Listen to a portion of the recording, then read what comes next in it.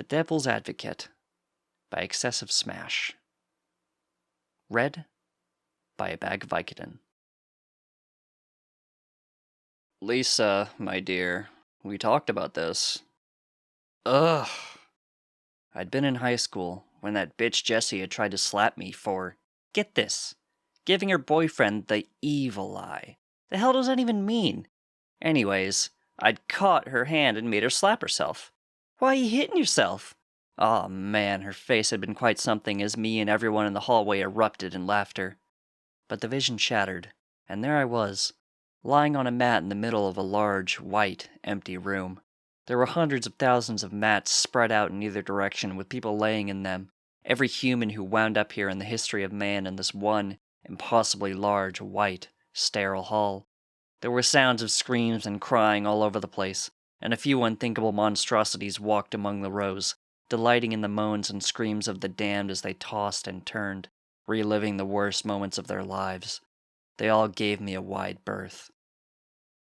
I sat up and rubbed my eyes. I'd had my hair cut short when I died, so thankfully my hair wasn't all screwed up. Gotta look good for the devil, of course. He was the one who'd spoken. He was wearing, as usual, a red tie and polyester suit. His dark hair was ruffled, but somehow still looked good.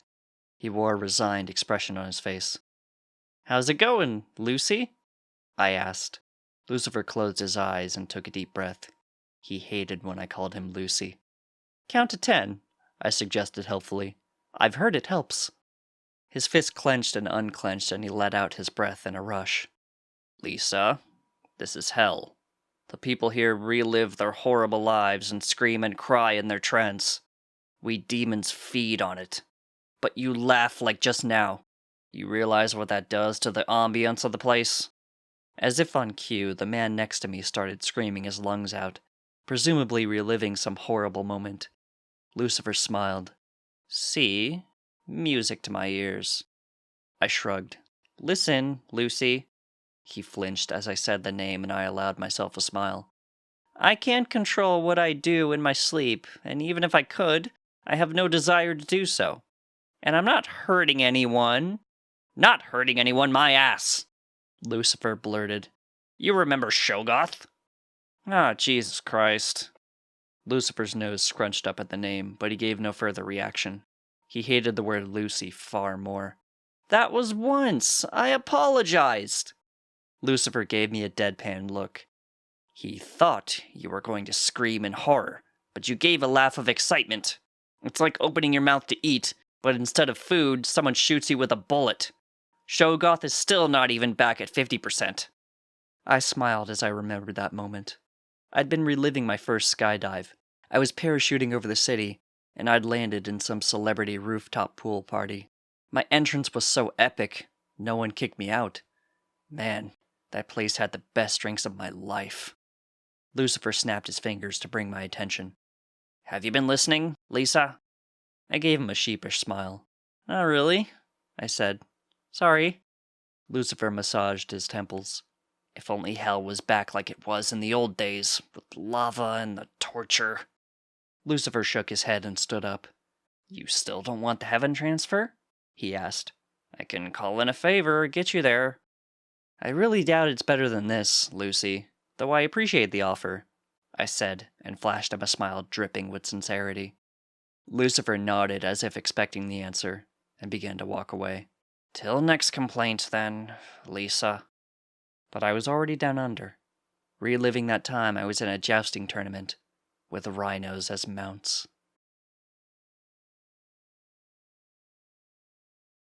Thank you for listening. Satan's Daycare by M.E. for Mars.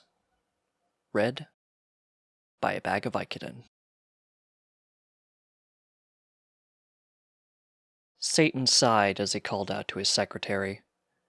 "Andrea, would you care to explain why I nearly fried one of the interns?"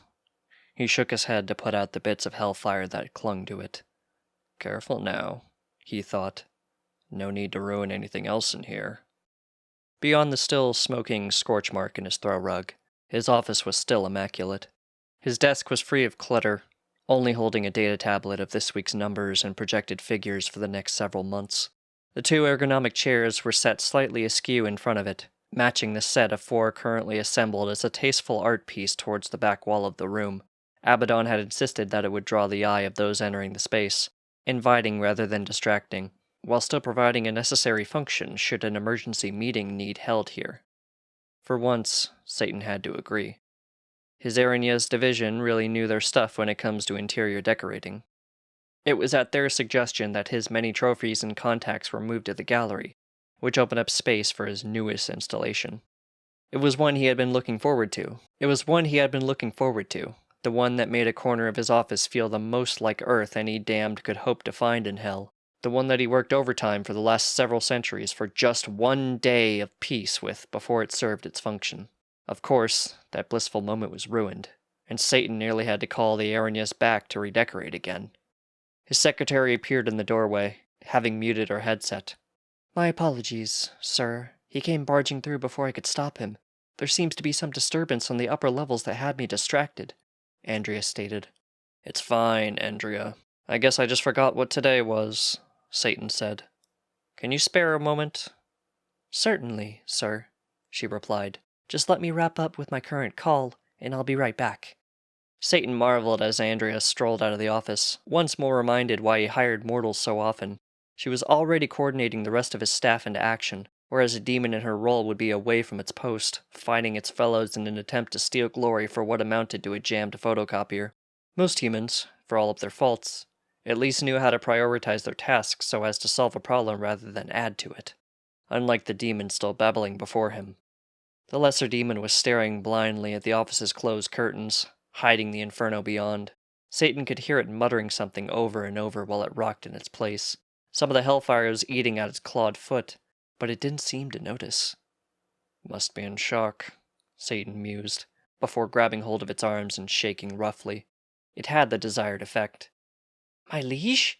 Why are you—" "You were shouting something when you came galloping in here like we'd frozen over. What is it?" "Sire, it's terrible! We must flee and hide from the coming storm! The Doomslayer's upon us!" the demon cried. Satan sighed. "I know." "You know, sire? I beg your eternal forgiveness, but how could you know that the Hellwalker himself would appear to assail us once more? He is as unknowable as he is deadly." "Well, for one thing," Satan said as he guided the demon into one of his desk chairs, "I am currently in possession of something he wants. Our consultants at the UAC were clear that it was only a matter of time before he would discover this, and we have been preparing for this moment since they informed us. Tell me, young—" "Guzverum, sire." "Thank you. Tell me, Guzverum, what department head do you report to?" "Beelzebub." Makes sense with the flowery language, Satan thought. He continued to ask, "And would it be safe to say that you were getting back from your lunch break if a worker from advertising was anywhere near the hell gates the Doomslayer could have arrived through?" Guzverum stared down at its feet, shrinking into the chair. "Correct, sire." "Would it also be safe to say that you saw security going out to meet the Doomslayer before you panicked and rushed here, ignoring all stated procedure and causing a scene?" "It would," it answered, shrinking further. "Do you understand why I reacted the way I did when you came in barging in unannounced? Why it's important to follow procedure, especially at times like this?" "I do, my liege." Satan could swear he heard Guzverum stifle a sniff, clawed hands catching a drop of moisture from its face. He sighed, smiling in spite of himself. "Guzverum, how long have you been with us?" "It'll be 70 years this February, sir." "Then you've only just started here. I understand why you panicked. The Doomslayer is no joke, especially for a new hire like yourself. It's easy to forget everything you know when faced with such a threat, and I don't blame you for acting the way you did, but you need to remember this in future, okay?" Satan walked over to the demon, placing a hand on its shoulder.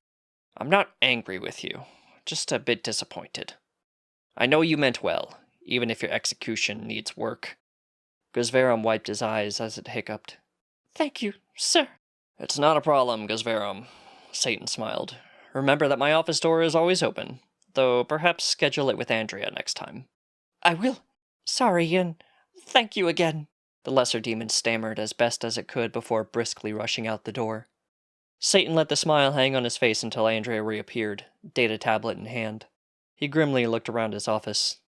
Make a note that the next time the UAC's sorry excuse for a chairman wants volunteers for some harebrained experiment, one Gazverom is to be included at the top of the list. And note that any open negotiations with them are suspended until we can review their actual effectiveness as a consulting firm.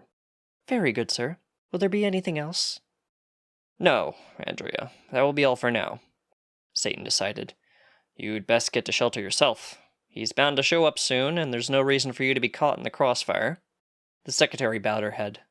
Thank you, sir, and left the office. Satan looked up at the ceiling, silently pleading. He had to show up today? I couldn't have more time? Shaking his head, he retrieved the topmost chair from the office centerpiece, setting it down so he could appreciate his prize for a few moments more. As soon as he sat down, his back wall exploded. Stone, dust, and plaster rained down from the room, buffeted by the winds outside. Luckily, none of the debris came close to the installation, and the reason for the Doomslayer's rampage. A shadow stepped silently into the room, cutting harshly through the light of the hellfire outside. A sickly green glow accompanied the shadow, soft buzzing indicating some new UAC energy weapon. Satan didn't bother to turn around. You can put that away. She's right over here. There was no response from the intruder, save for the echo of boots on the waxed stone floor. The glow held steady, tracking with the shadow as the figure entered the room. Satan could make out the familiar outline of a praetor suit from the corner of his eye, although he knew better than to startle its wearer by facing him just yet. We found her wandering around the fields of Limbo about a decade ago. Had to contact the UAC to confirm that she was what we thought she was. That tin buffoon leading them thought it best to hold her hostage as a way to control you. But we knew you better than that. You'd destroy this whole universe several times over if even the threat of such action was taken against her. So we told the UAC that we made a mistake, that we had the wrong one. Still, we knew to keep good care of her, should you ever find out. And well, here you are. Satan finally turned to face the Doomslayer, the being demons feared to the point of legend. He hated that he couldn't read any expression behind that tinted helmet. The body language alone was enough to tell that the warrior was on edge. Waves of wrath flowed off of him, filling the office with an oppressive force. Still, Satan happily noted that the ludicrously massive energy weapon the Doomslayer wielded was no longer directed at him, since the warrior had spotted the installation. One corner of Satan's office had been converted into a pen area. Lettuces and dandelions grew naturally through the space. Hay and bits of cardboard were all about it, some resting against the thin mesh pen walls and some resting around a white hutch in the back. Sitting beside the pen was a plastic pet carrier, the word Daisy scrawled in black marker across the top. Despite all the commotion occurring in the office, the carrier's furry brown occupant lay sound asleep. She really is sweet. I could see why you're so attached, Satan said as the Doomslayer approached to check the carrier.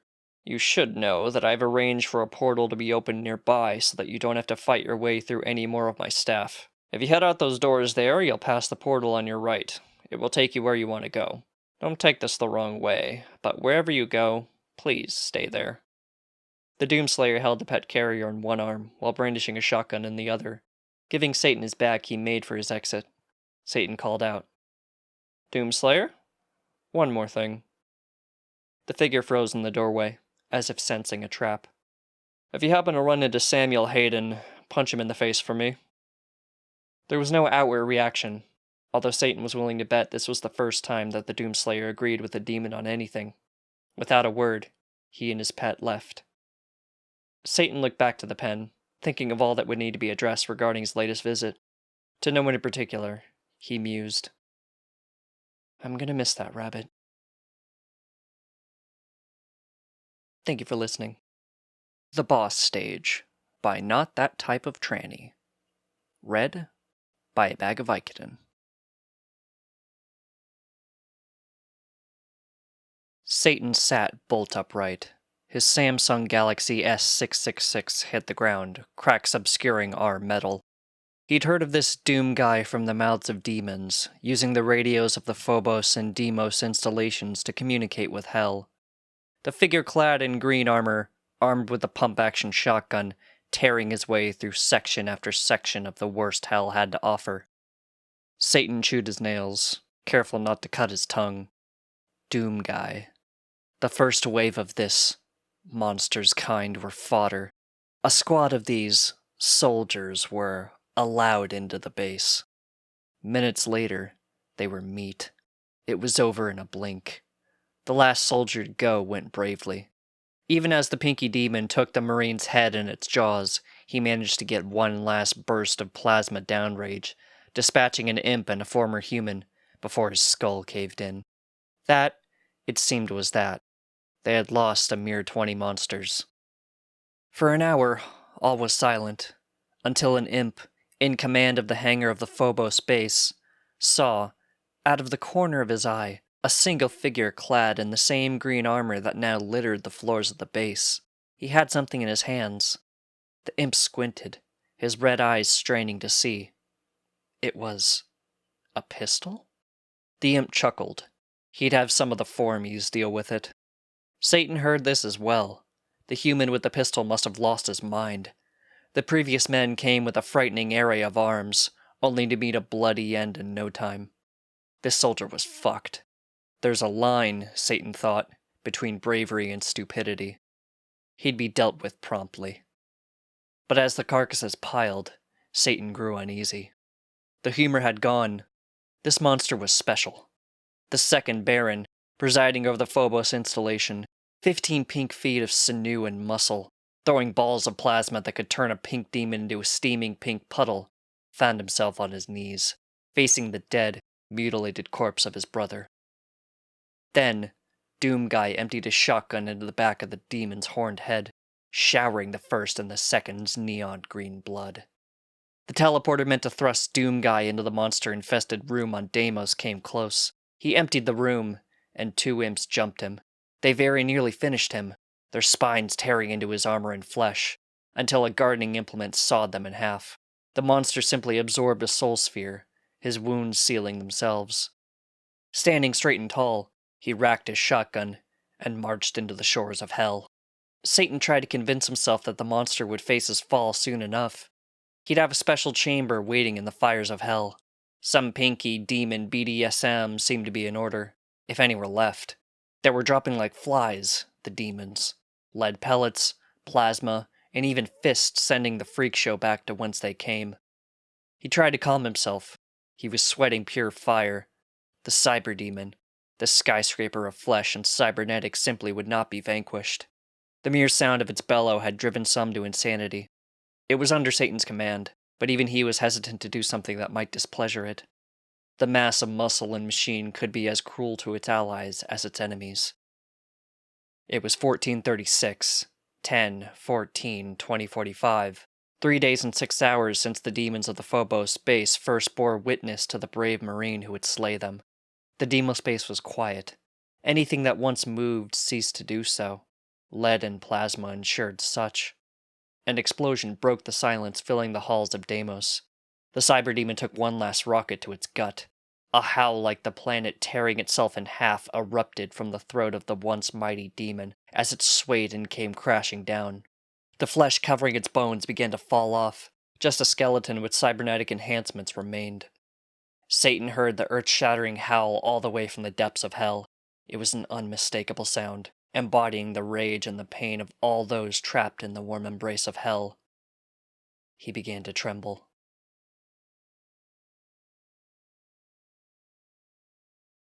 Thank you for listening. Cliffhangers by Rarely Funny. Read by a bag of Vicodin. I abhor imbalance. Symmetry pleases me. There is a beauty in equality, in matching halves, in even distribution. I could, I suppose, tilt the scales any which way I wanted, but that's easy. I don't like easy. I like balance. Scorpion, you're up, I said, tapping on my communicator. Cliff is the one in the plaid shirt, dark pants, backpack slung over his shoulder. Scorpion sprang into action. He was a Class C supervillain, but that was mainly because he was unmotivated. He had potential, and all he needed was a firm hand to guide him. Scorpion erupted out of the ground, stingers at the ready, poison pulsing and primed for release. The civilians scattered, screaming at Scorpion's unnecessarily grand entry. Cliff whipped off his disguise, took up a defensive stance, and warded off Scorpion's opening gambit at the last second. Blows and parries, strikes and deflections. Cliff was good, one of the rising stars in the league, a Class A in the making. He was an above-average pugilist, a shrewd planner, and charismatic to boot. But those qualities were not what made him overpowered, were not what instigated my intervention. It was his superpower, and the blatant abuse of it. "Now," I said, as the two blurring shapes swirled around each other on the sidewalk, evenly matched. "Force his hand." Scorpion nodded, just slightly, as he leapt backwards, escaping Cliff's effective range. He extended a claw, pulled a cowering civilian out from where she'd been taking refuge behind an overturned car. Her neck seemed so very brittle in his grip. "Let's see what you do about this, Cliff. Hanger!" I felt the jolt, that little spark of electricity run through me. My eyes were trained on the monitor, tracking Cliff's every move, but there was a disconnect all the same, a juddering of reality. My pulse raced. I was correct about the nature of his powers. Cliff's arm was a blur as he flung a handful of coins at an obtuse angle. The dime ricocheted off a lamppost. The quarter bounced off the dime. The penny accelerated as it collided with the quarter. That single disc of metal twirled through the air, then landed right in the crick of Scorpion's claw, preventing it from closing. "Unhand her, you devil!" yelled Cliff. "Your fight is with me!" It was a form of time travel, a form of concentrated chrono-manipulation. I had no idea who imparted these powers to him, or trained him in such execution. But it was clear that this was exactly how Cliff had managed to shoot up the rankings, defeat supervillains more experienced and more deadly than he should have been able to handle. My projections were that if Cliff were not stopped, the coven of supervillains would be decimated inside of a year, and that did grave injustice to my sensibilities of balance. "Illusionist, disenchant!" I growled. "Electro, advance from his blind side!" The sweet scent of roses filled the air as the woman in Scorpion's grasp melted away into 1,000 scarlet butterflies, fluttering and taking flight. Cliff's face fell as the understanding dawned. He had exerted his powers wantonly, carelessly, contriving to save a mere trick of the light which had not been in any sort of danger at all. He didn't have time to wallow, though, for Electro, another Class C supervillain who had tasted defeat at Cliff's hands before, shot out from an alleyway, thunderbolts primed to strike. As Cliff and Electro dueled, I pricked up my ears, straining hard to hear. And I heard it. The sweet, sweet chorus of 1,000 groans, crossing the membranes of our universe, filtering over to this existence. The dismay brimming in those tones was unmistakable. My plan was working, and I could not help but grin. "Now!" I yelled, buoyed by the thrill of victory which lay whiskers away. "Force his hand! Again!" Electro obeyed, and in a show of miscalculation, lobbed 2 streaks of lightning away from Cliff, towards a puppy which had been skulking in the background, waiting out the showdown. A fully grown ox would have melted under that attack, and the puppy's chances of survival were very much negligible. "Cliff, hanger!" That rippling unease again, as reality was torn apart and then stitched back together. This time, Cliff had punched a hole in the ground, sending out shockwaves which opened a crevice under the mongrel, altering its position just enough for the bolts to zing by harmlessly. At my command, the puppy again disintegrated into a showering storm of fireworks, melting away like the morning mist. Again, the ominous rumble of discontent, rolling in like the unceasing waves of an angry, hungry high tide. Venom Rage, a Class B this time, who assailed Cliff from behind, leaving Cliff no room to retreat. "Cliff, hanger!" But that was merely a feint, a distraction. Venom Rage was nothing but another mirage I had employed. Spizzlefire, another Class B, entered the fracas, conjuring fountains of flames which threatened to destroy the adjacent old folks' home. "Cliff, hanger!" Just another first-rate illusion. "Cliff, hanger! Cliff, hanger! Cliff, hanger!" I saw the toll this was taking on Cliff. He had long grown pale, haggard, the veins popping up under his pallid skin. His powers were, contrary to popular belief, not unlimited. They depended on there being a satisfying payoff, were fueled by an intradimension expectation of great wit overcoming immense odds. Every time Cliff used his powers, only for it to be revealed that they had been employed in vain, a mere distraction from the tedium of the ordinary, his benefactors dwindled, slowly but surely. What point was there in returning when the insurmountable threat repeatedly turned out to be silly or vacuous? It was only a matter of time before he jumped the shark. Cliff. Hanger. Halt, I said, and all the supervillains on the scene froze, awaiting my next command. I jabbed at the buttons on my command panel, and my hidden camera zoomed in onto the once proud figure, who was now crumpled on the pavement, leaking tears of frustration and shame. There had been no disjoint of reality this time, no shift in space-time. He invoked his powers again, louder, with a voice torn to shreds. But his audience had left, no longer captive, no longer interested. The illusion I had set up a violent rampage munching on a kitten completed its act of savagery, yet there was no intervention from Cliff. He's depowered, I said, as the gaggle of villains hooted in celebration. My work is done. Balance had been restored. Thank you for listening. Off the Page by Inorai. Read by a Bag Vicodin. The bus shuddered its way around a turn, rocking its riders from side to side. I didn't let it bother me, turning one page after another. Jessica was one of my best friends. We'd met in college, 2 extra actors in the already rich cast of our group of friends.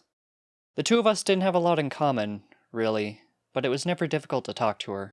The fact that both of us were already in established relationships made it all the easier. One of those interests that we never shared was her love of reading. She was a bookworm. It seemed every time I saw her, she had her nose pressed into a different text, some new novel. It just wasn't my thing. I didn't see the appeal of it, but she was my friend, and after college, it seemed more important to hold on to those connections wherever I could. That was my thought, anyway, when Jessica proudly announced over Facebook that she had finished writing a novel all of her very own and was getting published. I hadn't even known she was writing, but that was a hell of an accomplishment. I wanted to share it with her, like any friend. Books weren't that expensive, and I could read one just this once. I will admit that my cheeks turned a little red when I saw the cover of the book lying on the shelf in the bookstore. I had not expected a book like that. But she was my friend, damn it.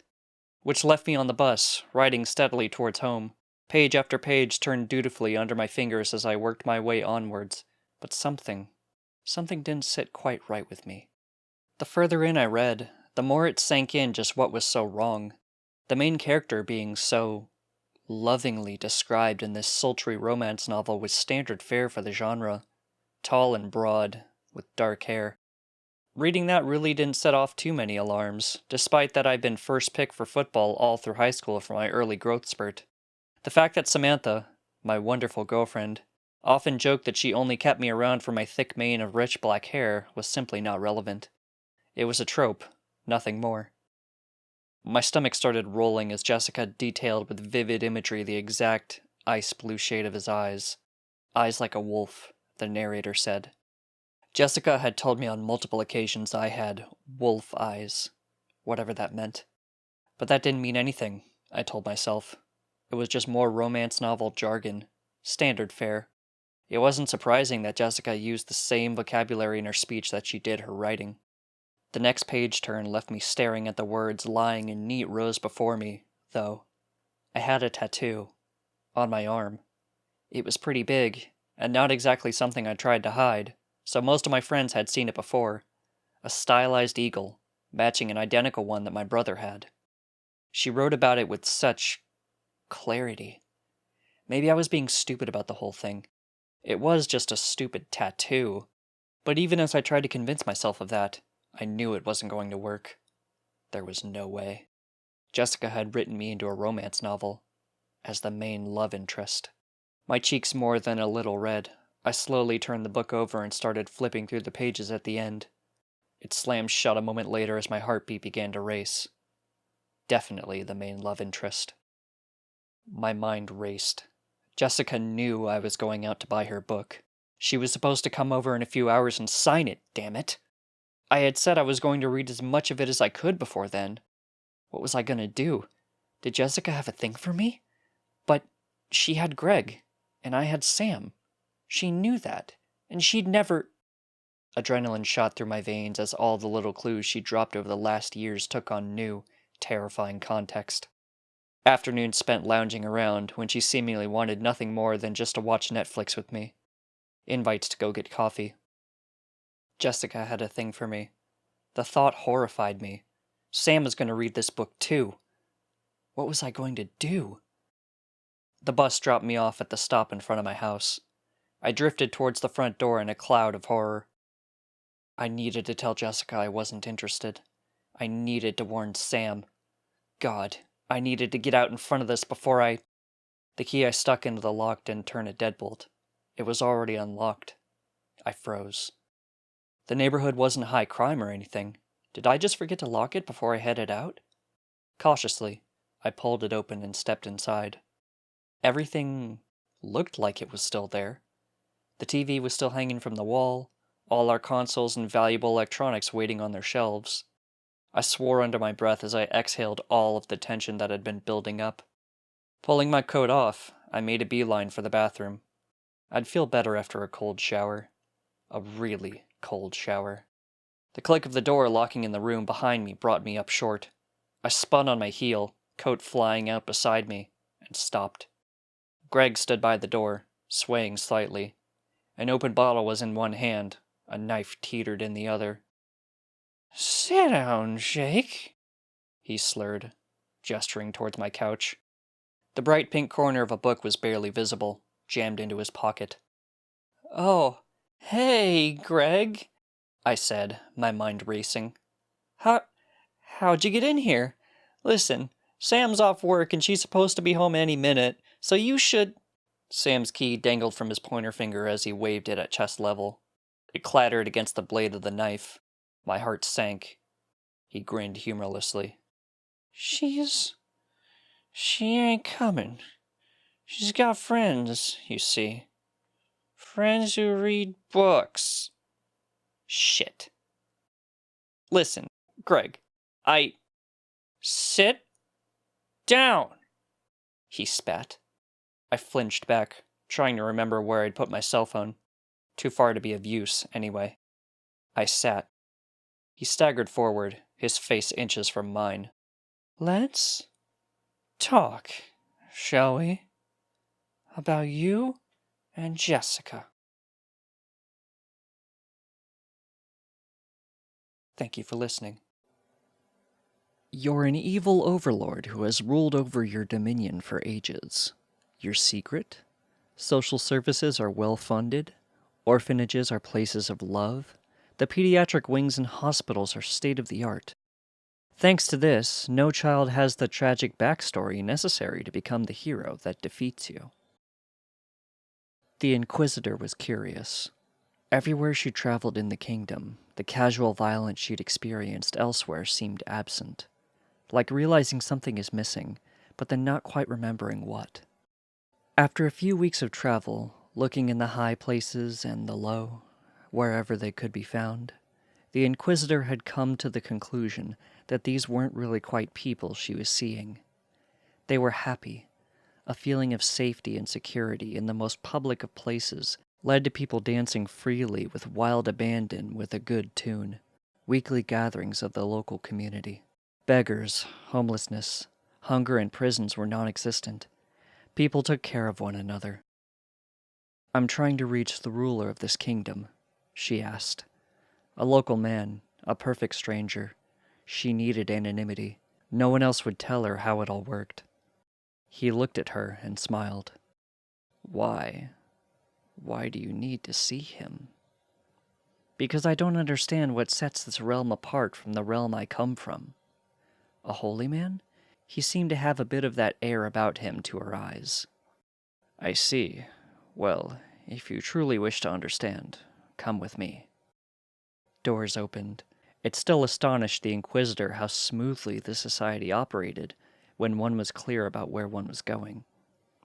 Just the right, minimum amount of effort, a straight line of action.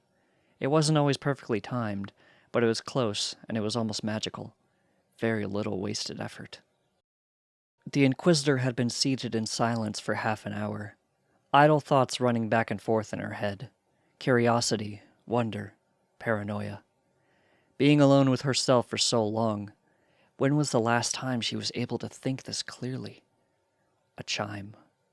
The holy man returned. He held a leaf in each hand. You have a few choices here. You may consume the leaf in my right hand. It's not as a potent experience, but it's a good start. The leaf in my left hand, that leads down the abyss and out the other side. Or you may choose both, or neither. Any choice I will continue to explain the best I can. The abyss? How badly did she need to know? To be sure. How brave in light of her own soul could she be? And if I am brave?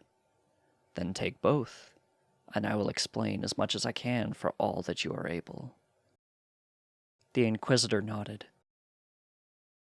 Then I will prepare the offering. The first leaf was in a tea, a low-level body relaxation. Anxiety didn't hold her body as much as it used to. Philosophical discussion with the holy man was light, but entertaining. This is a thrilling moment. Would she actually get to meet the man ruling over all this? The second leaf was an herb. Tingling sensations all over. The feeling was incredible. Now, sit still, close your eyes, relax, and let the sensation wash over you. She could feel like her soul was slowly being lowered into a bath of light. She felt her body being immersed past her neck, up to the top of her head.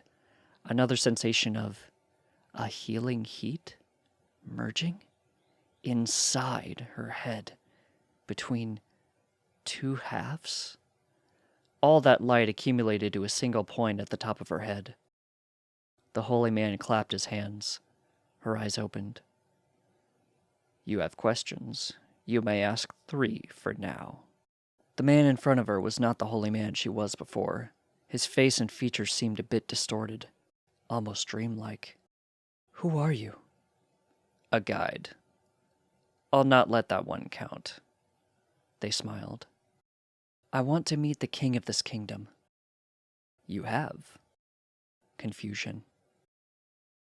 You've already met the king. More confusion. She'd been waiting for an answer to this burning question for so long. More riddles, more paradoxes. What do you even mean? Exasperation burst forth. The guide held up one finger and chuckled. You've already met him. Or rather, he's already met you. Red eyes flared. Does no one speak plainly here? Oh yes, we do. How did he know what I was going to say? You're in his realm. He has power here. Who? The king. With a little bit of help, of course. Who is the king? Don't worry so much about who he is. We're all together as one in this place. Then who rules over you? No one does.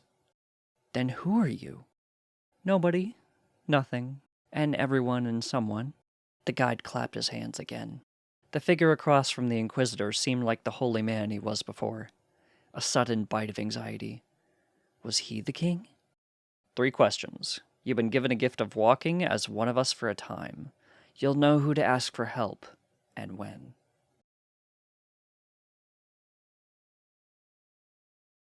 This story was written by Fragility X. Read by a Bag of Vicodin. Thank you for listening.